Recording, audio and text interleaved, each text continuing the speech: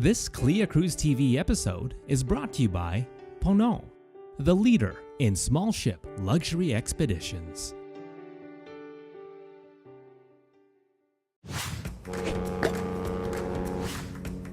One item I can't go on a cruise without. They're all inclusive, so it's pretty easy to go. You don't have to bring much. Oh my gosh, that is like the easiest question, for me anyway.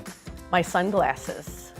You cannot go on a Caribbean cruise without sunglasses, and I have probably like 11 pairs of like fantastic sunglasses. My immediate answer to that is my laptop, which to me is honestly disappointing because I was trying to think of something cool and different and innovative. My iPad.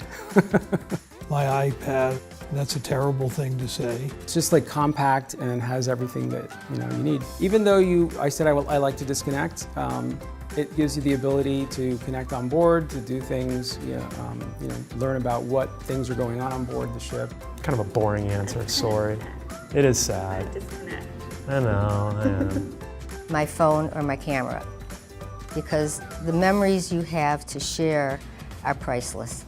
Wherever I go, my backpack goes too, which my wife hates, but hey ho. It has my iPad, it has like 1,000 charges for everything you need to charge today. I guess my Bose headphones would be probably one thing. Sitting out late in the afternoon on deck, I like to have my headphones on and just look at the ocean. My Kindle. I love to read, and being on a ship, it's perfect for that. I probably can't go on a cruise without my appetite because I eat like crazy. My Starbucks coffee. You know, those of us who are addicted to Starbucks, we want it, and we want it every day. The one thing I cannot go on a cruise without is someone I love.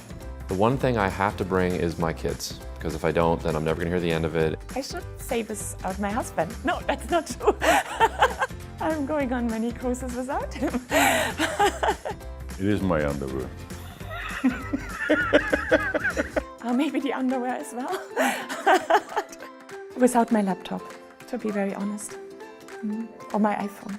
I figure in today's world I can go anywhere with a passport and an iPhone.